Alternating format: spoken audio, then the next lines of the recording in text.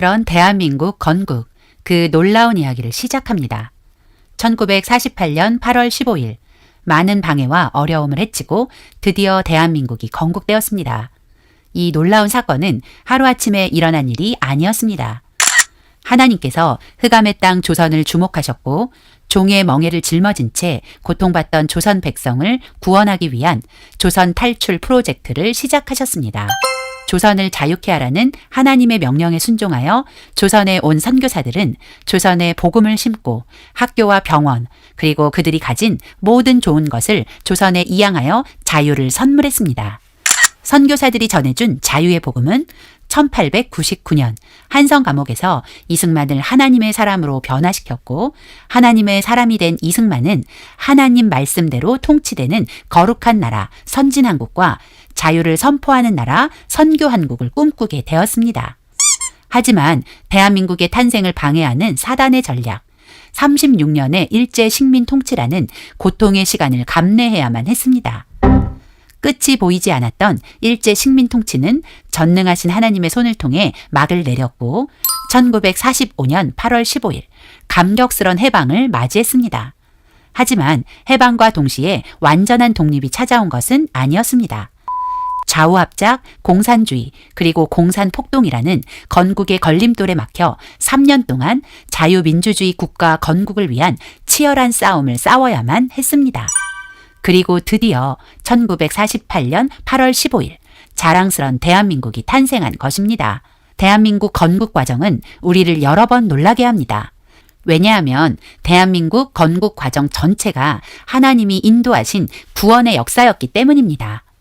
대한민국 건국 과정은 절차에 있어서 그 어떤 나라와 비교해도 뒤지지 않는 높은 수준이었고 자유공화정을 채택한 나라들의 모델이라 해도 손색이 없습니다. 대한민국 건국의 절차는 이랬습니다. 1948년 5월 10일 자유총선거를 통해 국회의원을 선출하고 1948년 5월 31일 자유총선거를 통해 선출된 198명의 국회의원으로 건국 국회가 구성되었습니다. 1948년 7월 17일 그 국회가 헌법을 만들어 공포했죠. 1948년 7월 24일 간접선거를 통해 대한민국의 초대 대통령이 취임하고 1948년 8월 15일 대한민국 건국을 선포하는 정부 수립 선포식으로 건국을 완성한 것입니다. 이제부터 이 자랑스런 건국 과정을 단계별로 살펴보겠습니다. 대한민국 건국의 첫 번째 관문은 1948년 5월 10일 시행된 자유총선거입니다. 자유총선거는 국민을 대표하는 국회의원을 선출하여 국회를 구성하기 위한 선거로 모든 국민에게 일제히 자유를 준 놀랍고 획기적인 사건이었습니다. 지금부터 자유총선거의 진행 과정과 그 의의에 대해 알아볼까요? 5월 10일 시행된 자유총선거는 남한의 각 선거구에서 총 200명의 국회의원을 선출하여 국회를 구성하기 위한 것이었습니다. 국회는 입법부로 법을 만드는 기관입니다. 때문에 한 나라를 건국함에 있어 가장 먼저 세워져야 하는 기관이 바로 입법부입니다. 그래서 입법부를 구성하는 국회의원 선거가 건국 과정에서 가장 먼저 시행된 것입니다. 해방 직후인 1945년 12월 모스크바 3상회의에서 한반도의 완전한 독립을 위해 신탁 통치를 결의하고 그 실행은 미소 공동위원회를 설치하여 그 결정에 따르기로 했습니다. 하지만 미국과 소련의 의견차가 좁혀지지 않았고 1947년 9월 17일 미국은 한반도 독립 문제를 유엔으로 넘겼죠. 1947년 11월 14일 유엔 총회는 미국 측 의견이 대거 반영된 결의안을 채택하고 표결에 붙여 한반도의 독립을 위해 남북한 단일 선거를 실시하기로 결의하고 합법적이고 투명한 선거를 위해 한반도의 선거를 감시하고 협의할 권한을 가진 유엔 한국임시위원단을 즉시 구성하기로 결정했습니다. 한반도에 파견할 임시위원단은 총 9개국으로 구성하고 한반도에서 시행될 선거의 방식은 성인 보통 선거제에 기초한 비밀 투표 방식에 의해 실시될 것이며 각 선거구의 인구 비례로 대표를 선출하여 선출된 대표들로 국회를 구성하고 한국의 독자적인 정부를 수립하는 것을 목표로 한다는 내용의 결의문을 발표했습니다. 유엔 총회에 남북 단일 선거 결정이 전해지자 남한은 남북 단일 선거를 환영했습니다.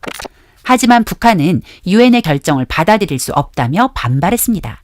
더구나 이제껏 이승만 박사와 마음을 같이 하던 김구 선생이 총선거를 반대하고 나서며 진정한 통일을 위해서라도 반드시 선거를 통해 자유민주주의 정부를 구성해야 한다는 이승만 박사와 대립하며 총선거 실시에 재를 뿌렸죠.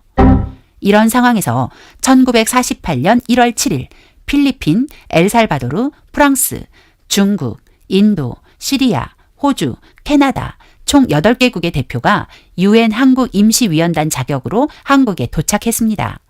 8개국 모든 나라가 총선거를 지지하는 마음으로 한국에 온 것은 아니었습니다.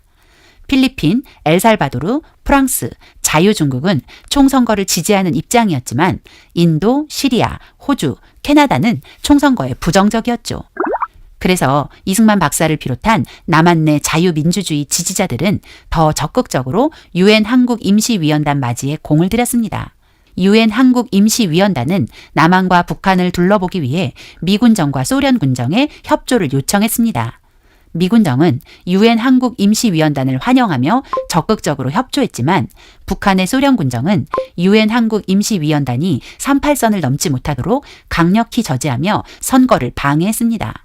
소련의 방해로 북한에 들어가지 못한 UN 한국임시위원단은 남한의 상황만을 살펴본 후 UN으로 돌아갔고 1948년 2월 26일 UN 소총회는 다음과 같은 결정을 내렸습니다. 총선거 실시가 가능한 지역 남한에서 UN 감시하에 총선거를 실시하고 UN 감시하에 총선거가 불가능한 북한 지역에서는 추후 선거를 통하여 통일 정부를 구성해 참여토록 하라. 당시 남한에는 남과 북 전체 인구의 3분의 2가 넘는 사람이 살고 있었기 때문에 선거를 치를 조건이 충족되었고 유엔은 이런 상황을 고려해 이와 같은 결정을 내리게 된 것입니다. 그렇게 1948년 5월 10일 자유총선거를 남한에서 실시하게 되었습니다. 역사를 왜곡한 세력들은 50총선거를 국민 대다수가 반대한 것처럼 말하지만 사실은 정반대로 남한 내 많은 사람이 50총선거에 거는 기대는 대단했습니다. 우선 총선에 입후보한 후보자의 수가 놀랍습니다. 총선에는 모두 948인이 입후보하여 평균 4.7대 1의 경쟁률을 보일 만큼 후보자들의 선거에 대한 열기가 뜨거웠고 국민의 대다수가 이 첫 선거를 기대하며 홍보에도 적극적이었습니다. 드디어 1948년 5월 10일 우리 역사상 최초의 선거 자유총선거가 시작되었습니다. 각 투표소마다 설레는 마음으로 사람들이 모여들었습니다. 이날 투표에는 남자 여자의 차별이 없었습니다. 노인과 젊은이든 남한에 거주하는 만 21세의 모든 사람이 이 선거에 참여해 자신이 원하는 후보에게 표를 행사했습니다. 재미난 것은 당시 문맹자가 많았기 때문에 짝대기 기호로 후보자의 순번을 표시한 것입니다. 당시 많은 문맹자들을 배려한 것이었죠. 지금과 비교해보면 투표소의 환경이 어설프게 보이지만 무엇 하나 넉넉하지 못한 그때 제대로 된 절차를 따라 대한민국을 건국하려 애쓴 건국 아버지들의 노고가 느껴집니다. 50총선거에 대한 국민의 관심과 열정이 얼마나 대단했는지는 당시 투표율을 보면 알 수 있습니다. 95.5%. 정말 놀라운 투표율 아닌가요? 남한 땅에 살고 있던 국민 대다수가 투표에 참여했다는 뜻이죠. 즉, 많은 사람이 이 선거를 기다리고 원했다는 명백한 증거입니다. 그러나 50총선거가 치러지는 과정은 순탄치 않았습니다. 공산국가 건국을 꿈꾸던 공산 세력들은 4.3 폭동을 일으켜 선거를 방해했죠. 공산 폭도들은 5월 10일 선거 당일 제주도 133개의 투표소를 습격하여 선거관리원 15명을 살해하고 선거인 명부 절반 이상을 탈취하여 태워버리고 북제주군 갑을 선거구의 투표가 무효 처리되게 만들었습니다. 공산 세력들은 제주도뿐 아니라 전국 각지에서 크고 작은 폭동을 일으켜서 선거 직전 5주 동안 약 589명을 살해하고 선거 당일에는 62명의 경찰과 공무원들을 살해하는 끔찍한 만행을 저지르며 선거를 방해했습니다. 공산주의 세상을 꿈꾸는 세력들은 아직까지도 그 마음을 포기하지 않고 꾸준히 대한민국 전복의 기회를 노리는 중입니다. 그런 그들의 소망을 이루고자 쓰여진 소설이 바로 조정래의 태백산맥입니다. 조정래의 태백산맥은 분명 허구이지만 마치 진실인 것처럼 사람들을 속여왔습니다. 조정래는 이 소설에 50총선거를 엉터리 선거라고 주장합니다. 그리고 UN 한국임시위원단이 50 총선거 보고서에 총선거를 비난했다라는 거짓을 진실인 듯 써놓고 자유총선거의 합법성과 당시 국민들의 열망 그리고 총선거가 담고 있는 의의를 훼손했습니다. 이 소설을 읽은 많은 젊은이들은 공산주의 사상에 물들어 현재 대한민국을 부정하는 주류가 되어 있습니다. 소설 태백산맥은 대한민국을 저주하기 위한 공산주의자들의 역사 왜곡 1등 공신이라 해도 과언이 아닐 것입니다. 하지만 진실은 소설과는 완전히 다릅니다. UN 한국임시위원단이 한국 파견 기간 동안 자신들의 활동 내용과 50 총선거 이후의 활동 및 위임사항 등에 대한 작성한 보고서의 결론은 이렇습니다. 위원단은 50 선거에 대해 위에서 언급한 사실들을 고려하여 다음과 같은 견해를 갖게 되었다. 첫째, 선거 준비 기간과 선거 당일에 있어서 남조선에는 언론 출판 집회의 자유 등 민주주의적 재권리가 인정 및 존중된 합당한 정도의 자유 분위기가 존재하였다. 둘째, 조선 주둔 미군 및 남조선 과도 정부는 선거 수속에 관한 위원단의 건의에 응하였으며 선거 실시는 전반적으로 선거법 및 선거 규정에 부합되었다. 셋째, 선거는 조선의 독립을 회복하는 데 있어서 한 단계로 간주되고 있었으며 이것이야말로 선거인들 앞에 제시된 유일한 실질적인 쟁점이었으며 등록과 투표의 양면에 있어서 높은 퍼센티지를 기록하게 만든 요인이었다. 선거에 입후보한 후보자들은 조선의 통일과 독립을 실현하기 위한 이러한 방법을 지지했으며 따라서 선거인들에게 근본적으로 대립되는 쟁점들을 제시하지 않았다. 선거와 관련된 쟁점들에 대한 반대는 선거 자체를 보이콧하는 형태를 취했다.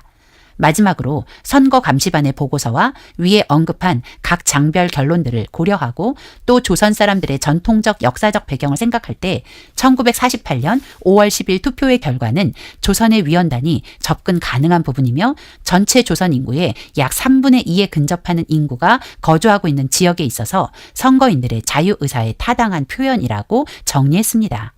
즉, UN 한국임시위원단의 보고서의 결론은 50 총선거는 독립을 열망하는 한국인들의 소망이 표현된 합당한 선거라는 것입니다. 50 총선거는 선거의 4대 기본 원칙, 보통선거, 평등선거, 직접선거, 비밀선거의 원칙이 적용된 수준 높은 선거였습니다.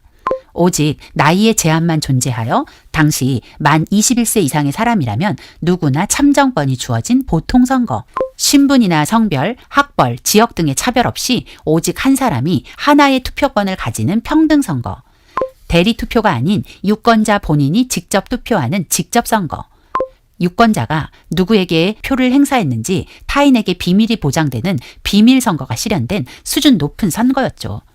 선거의 4대 원칙이 적용된 참정권을 건국 초기부터 시행한 나라가 흔치 않았다는 것을 아시나요?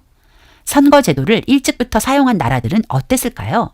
이 사진은 1914년에 런던에서 에멀린 펜크허스트라는 여성이 시위에 참석했다가 경찰에 체포되어 끌려가는 장면입니다. 무슨 시위였을까요? 바로 여성의 참정권을 보장하라는 시위였습니다. 참정권이란 정치에 참여할 수 있는 권리, 즉 투표권을 말하죠. 당시 영국은 민주주의 정치제도를 시행했던 나라였음에도 불구하고 모든 사람이 참정권을 가진 것은 아니었습니다. 영국의 선거제도가 시행된 1754년 오직 3.5% 귀족에게만 참정권이 주어졌고 164년 후인 1918년이 되어서야 21세 이상의 모든 남성과 일정 자격을 갖춘 30세 이상의 여성에게 참정권이 부여되었습니다. 그리고 10년이 지난 1928년이 돼서야 21세 이상의 모든 여성이 참정권을 가지게 된 것입니다.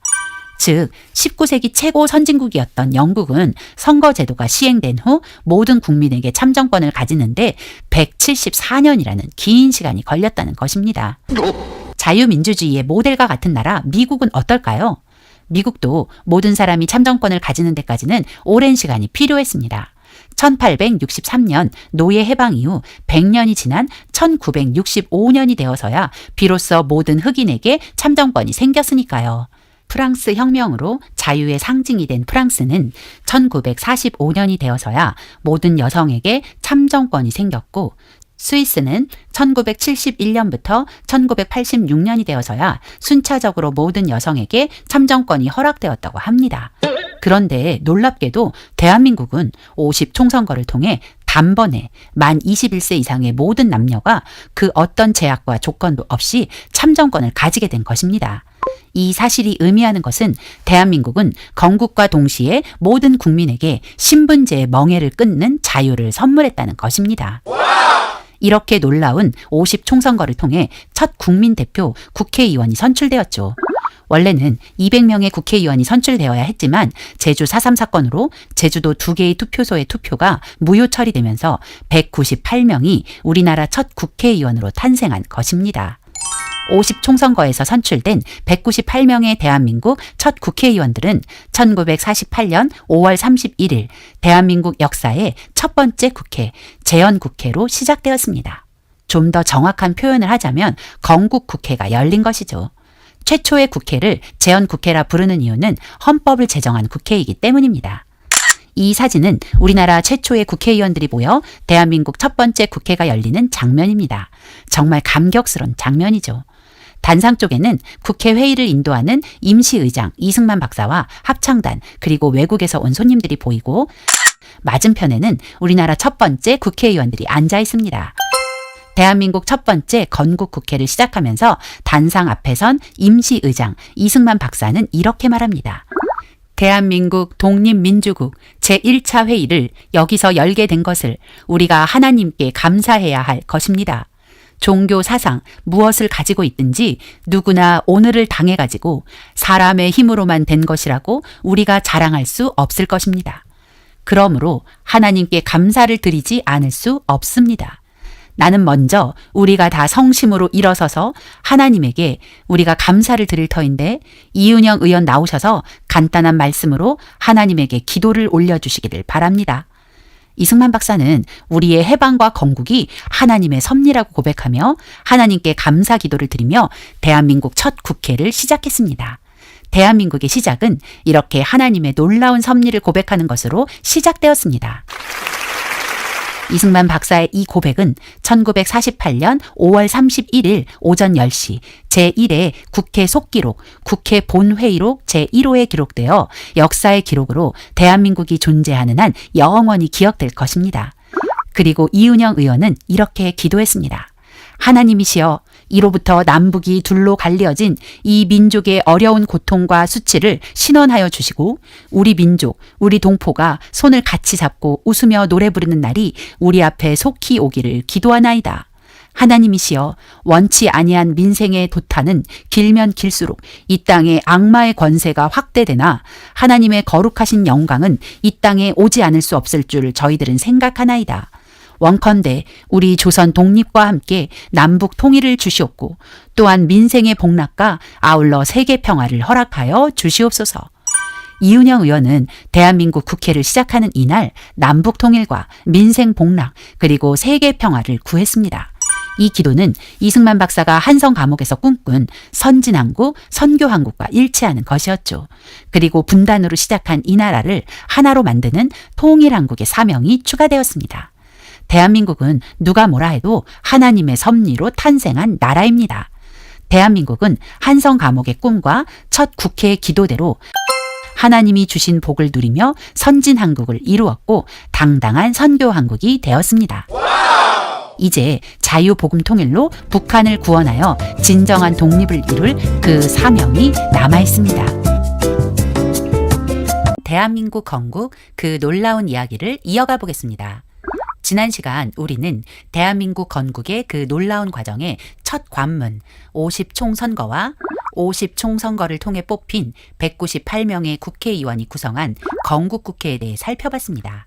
우리는 그 과정에서 대한민국이 처음부터 하나님의 섭리로 탄생한 나라임을 확인할 수 있었습니다.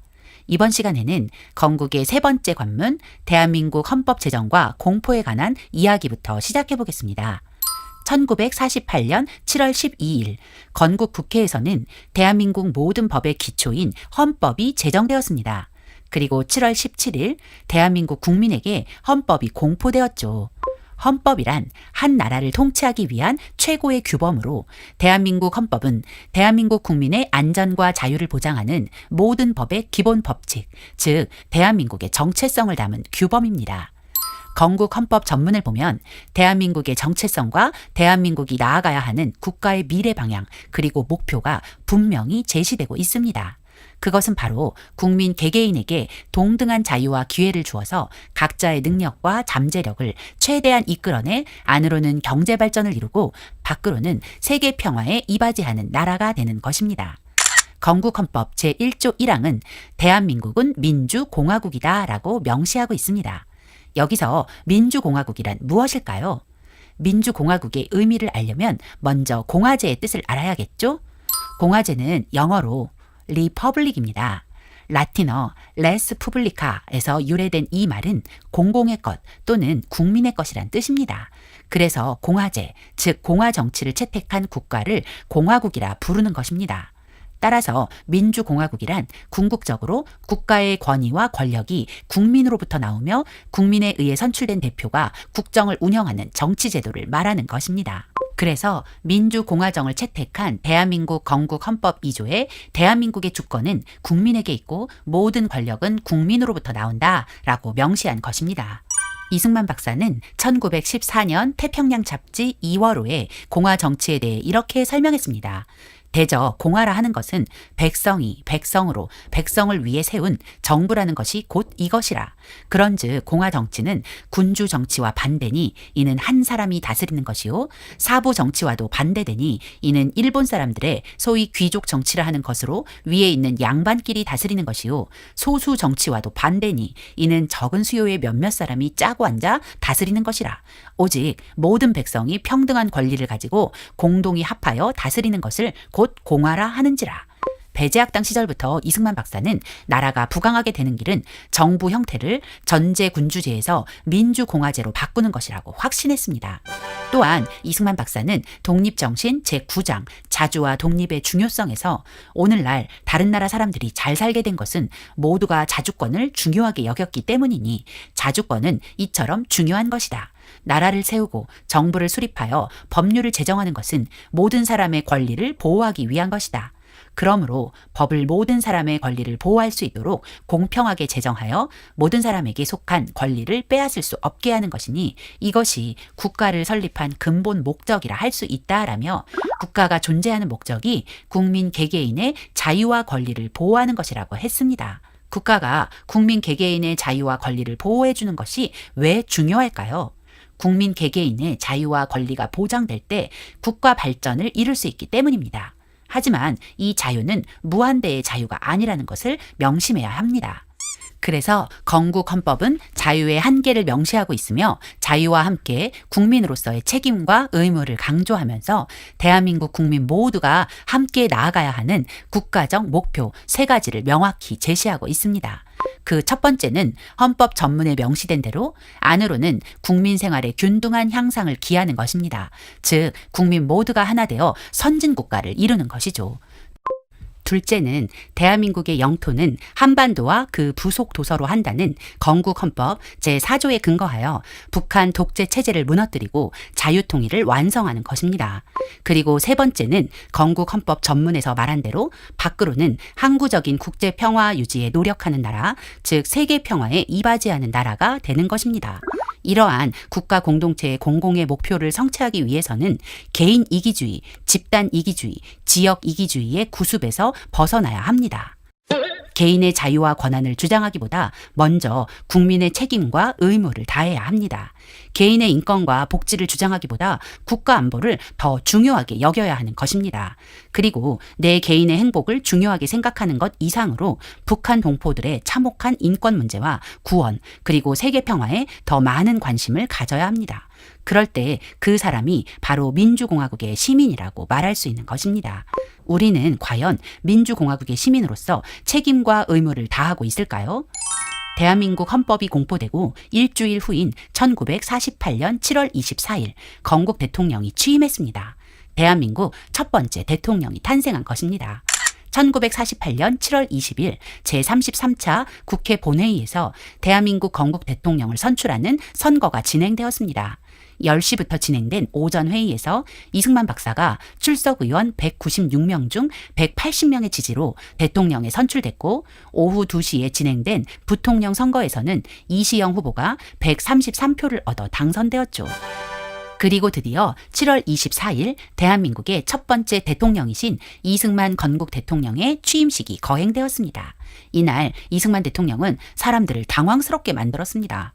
대통령 취임식에서 성경에 손을 얹고 하나님 앞에 맹세하며 선서했기 때문이죠.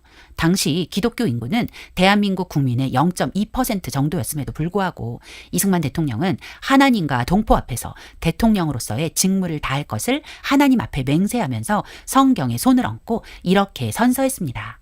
오늘 대통령 선서하는 이 자리에 하나님과 동포 앞에서 나의 직책을 다하기로 한층 더 결심하며 맹세합니다.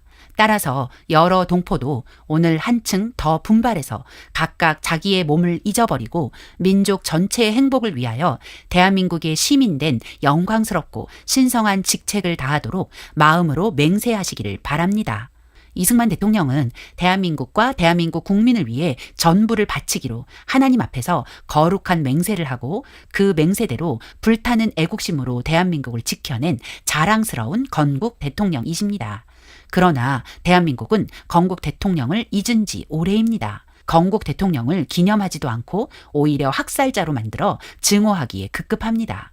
하지만 진실은 그는 위대한 대한민국의 건국 대통령으로서 대한민국을 위해 전부를 바친 사람이라는 것입니다. 6.25 전쟁 당시 메가더 장군 후임 미 8군 사령관으로 대한민국에 왔던 매튜 리지웨이 장군은 이승만 대통령을 이렇게 평가합니다. 이승만은 공산주의에 대한 증오에서는 타협을 몰랐고 자기 국민에 대한 편애가 심했고 불가능한 일을 끈질기게 요구했으나 마음속에는 깊은 애국심으로 가득했고 애국심의 의지에 오랜 망명 생활을 보내고 귀국한 이후 눈뜬 시간의 거의 전부를 나라를 위해 바쳤다.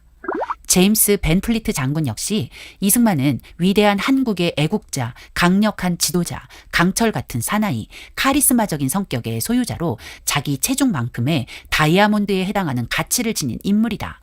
군생활 마지막 9년 동안 세계 각국의 쟁쟁한 정치가들을 만나는 행운을 얻었다. 그중에 이승만 박사가 가장 뛰어나다. 이렇게 말하며 이승만 대통령을 높이 평가했고 존경했습니다. 대한민국은 건국부터 세상이 인정하는 지도자가 있었다는 것을 알아야 합니다. 1948년 8월 15일 드디어 대한민국은 정부 수립을 선포하며 자랑스런 건국을 선포했습니다. 이날 신생국 대한민국의 건국 행사는 중앙청 광장에서 열린 정부 수립 선포식, 즉 정부 수립 국민 축하 대회였습니다. 이날 기념사에서 이승만 대통령은 자유민주주의를 지향하는 새나라 대한민국은 양반 계급만을 위했던 조선시대와는 달리 평민의 자유가 보장되는 평등한 나라가 될 것이라고 강조하며 그에 따라 양반과 상놈, 부자와 가난한 자, 남자와 여자, 남한 출신과 북한 출신이 모두 동등한 기회와 권리를 가지고 법 앞에서 평등하게 보호받게 될 것을 강조했습니다. 그리고 이승만 대통령은 국민을 향해 이렇게 말했습니다. 민주주의를 전적으로 믿어야 될 것입니다. 민주제도가 어렵기도 하고 또한 덜어는 더디기도 한 것이지만 의로운 것이 종말에는 악을 이기는 이치를 우리는 믿어야 할 것입니다. 이승만 대통령은 민주주의는 당장 눈에 보이는 변화가 나타나지 않을 수 있지만 반드시 민주주의의 아름다운 열매를 보게 될 것이라 강조하면서 자유민주주의가 대한민국이 지향하는 목표임을 말한 것입니다. 그렇게 1948년 8월 15일 대한민국이 시작되었습니다. 공교롭게도 8월 15일은 광복절이기도 합니다. 따라서 8월 15일을 광복절과 함께 건국절로 기념하는 것은 너무나 당연합니다. 그런데 대한민국은 현재까지 건국은 기념하지 않고 오로지 광복절, 즉 일본으로부터의 해방을 기념하고 있습니다. 모든 사람은 생일과 이름을 가지고 있죠. 이는 각 개인의 정체성을 형성하는데 가장 중요한 요소입니다. 나라도 마찬가지입니다. 나라의 이름과 함께 나라가 세워진 건국일은 그 나라의 정체성을 이루는데 가장 기본적이고 중요한 요소인 것이죠. 따라서 건국절의 기념은 국가 정체성 수호, 국민의 올바른 역사의식 함양과 국민 통합을 위해 반드시 필요한 것입니다. 하지만 대한민국은 건국일이 있음에도 건국일을 기념하지 않는 대표적인 나라가 돼버렸습니다. 대한민국 건국은 독립운동, 해방, 총선거, 국회 구성, 헌법 제정, 대통령 선출, 정부 수립의 과정을 거쳐서 이루어졌습니다. 따라서 1948년 8월 15일에 정부 수립 선포는 건국 과정의 마지막 단계이자 완성이었다는 것을 기억하며 건국을 기념하는 대한민국이 되어야 할 것입니다. 1948년 8월 15일 대한민국은 가까스로 건국되었지만 대한민국의 앞길은 험난했습니다. 대한민국이라는 국가가 탄생하기는 했으나 생존에 필요한 경제적 토대와 국방력을 보유하지 못했고 게다가 북한 공산 정권과 남한 내부의 적까지 대한민국을 전복시키기 위해 안팎으로 협공을 가하고 있었습니다. 이러한 상황에서 시급히 해결해야 할 문제가 하나 있었죠. 그것은 대한민국 건국에 대한 유엔의 승인을 획득하는 일이었습니다. 유엔 총회가 건국의 정당성을 승인해 주어야 온전한 국가의 지위를 누릴 수 있기 때문입니다. 그러나 당시 대한민국이 처해 있던 국내외 상황을 볼 때 대한민국에 대한 유엔의 승인은 낙관할 수 없었습니다. 우선 대한민국 내부에서는 김구와 김규식을 중심으로 한 남북 협상파가 통일 독립 촉진회를 결성하여 50선거 무효화 투쟁을 전개하면서 유엔 총회가 개최되는 파리의 통일 독립 촉진회의 대표단을 파견하고 유엔이 대한민국 승인을 거부하도록 촉구할 계획을 세웠고 미군과 소련군이 철수한 후 새롭게 선거를 해서 한반도 통일 정부를 구성하자는 성명을 발표한 후 그런 내용이 담긴 편지를 유엔 사무총장에게 보내기까지 한 것입니다. 국제적으로는 유엔 한국위원단에 참여한 8개국 가운데 호주, 캐나다, 인도 3개국의 대표들이 대한민국에 대한 유엔의 승인에 부정적인 태도를 취하고 있었기 때문에 이승만 대통령은 절박한 심정으로 유엔의 승인을 위해 적극적인 외교 노력을 전개해 나갔습니다. 대한민국 정부는 유엔의 승인을 받기 위해 1948년 9월부터 12월까지 파리에서 열린 3차 유엔 총회에 대한민국 대표단을 파견했습니다. 제3차 유엔 총회에 참석한 대표단의 명단은 장면을 단장으로 조병옥, 김알란, 모윤숙, 정일영, 김우평, 장기영, 김진구 모두 8명이었습니다. 유엔의 한국 승인 문제는 총회 폐막이 임박한 12월 6일에야 정치위원회에서 토론되기 시작했고 장시간의 토론 끝에 12월 8일 한국 문제를 총회의 상정키로 결정했습니다. 한국 문제에 관한 토론은 유엔 총회의 마지막 날인 11일에 시작되었으나 독설가로 이름난 소련 대표 비신스키를 앞세운 필리버스터, 즉 고의적 의사진행 방해 전술로 인해 결론을 내리지 못하고 다음 날인 12일 새벽까지 이어졌죠. 의장은 일단 정회를 선포하고 같은 날 오후 3시에 회의를 다시 진행하기로 했습니다. 어김없이 비신스키가 기세 좋게 등단했고 예상대로 그는 독설을 퍼붓기 시작했습니다. 그런데 갑자기 놀라운 일이 벌어졌습니다. 눈을 번뜩거리고 팔을 들어 연설하던 비신스키가 벼랑간 목이 매더니 15분 만에 목을 부여잡고 내려가 버린 것입니다. 갑자기 치통과 함께 성대 결절이 찾아온 것이죠. 비신스키의 예상치 못한 퇴장으로 총회는 즉각 투표에 들어갔고 표결 결과 대한민국 승인안은 찬성 48대 반대 6 기권 1표로 대한민국은 유엔의 정식 승인을 얻어 합법적인 국가로서의 국제적인 지위를 얻게 된 것입니다. 반면 이에 대항해 소련이 상정한 50 총선 결과 폐기와 유엔 한국위원단의 해체 동의안은 46대 6 기권 3표로 부결되었죠. 대한민국 승인 결의안이 극적으로 유엔에서 통과된 시각은 1948년 12월 12일 오후 5시 8분이었습니다. 이 모든 과정이 단순한 우연일까요? 그렇지 않습니다. 이 모든 일은 역사를 주관하신 하나님께서 개입하신 결과였습니다. 유엔의 승인이 없었다면 오늘날 대한민국은 존재하지 못했을 것입니다. 왜냐하면 6.25 전쟁이 일어났을 때 대한민국은 유엔의 승인을 받은 합법적인 국가이므로 유엔군의 참전을 얻어낼 수 있었기 때문입니다. 1907년 헤이그 만국 평화회의는 물론 1919년 파리 강화회의 회의장에도 우리 대표단은 입장조차 할 수 없었습니다. 당시 우리 손을 잡아준 나라는 없었으니까요. 한국의 독립을 약속한 1943년 카이로 회담, 이를 재확인한 1945년 포츠담 회담에도 우리의 의견은 제대로 반영되지 못했습니다. 그러나 1948년 유엔 승인, 그때는 달랐습니다. 미국은 물론 프랑스, 자유중국, 필리핀 등 자유진영의 전폭적 지지와 후원을 끌어냈기 때문이죠. 이 일은 얼떨결에 얻어진 행운이 아니었습니다. 1905년 이후 이승만 대통령이 많은 방해와 오해를 견디며 꾸준히 전개한 외교 독립운동의 최종 승리였습니다. 그렇게 1945년 8월 15일 해방 후 3년 만에 우리는 대한민국이라는 나라를 가지게 되었습니다. 자유민주주의라는 아주 아름다운 정체성을 가지고 대한민국 민주공화국으로 태어난 것입니다. 모든 국민이 주인의 권리를 가지는 나라, 국민 각 개인에게 자유와 평등한 기회가 주어진 나라, 법으로 통치되는 나라, 이것이 바로 우리나라 대한민국입니다. 대한민국이 1948년 8월 15일 건국을 선포하자 북한은 9월 9일 조선민주주의인민공화국이라는 이름으로 공산주의 나라를 선포했습니다. 그러나 북한은 이미 오래전 공산주의 나라의 모든 틀을 잡아두고 우리에게 분단의 책임을 돌리려 건국 선포 시기만 늦추었을 뿐입니다. 하지만 북한은 대한민국과 달리 국제사회로부터 합법 정부로 정식 인정을 받지 못한 괴뢰 집단일 뿐이었죠. 대한민국은 하나님이 주신 자유의 복음을 선물 받았습니다. 그 결과 한성 감옥에서 청년 이승만이 꿈꾼 선진한국과 선교한국의 꿈을 이루었습니다. 그리고 이제 우리에게 남겨진 사명은 통일 한국입니다. 하나님께서 주신 자유의 복음으로 북한을 자유롭게 하는 그 사명이 우리에게 남겨진 것입니다. 자유 복음 통일을 이루어 하나된 대한민국은 자유의 복음을 세계 열방에 선포해 하나님의 영광을 나타내는 제사장 나라로 더 견고히 서게 될 것입니다. 대한민국 건국은 하나님의 완벽한 작품이었습니다.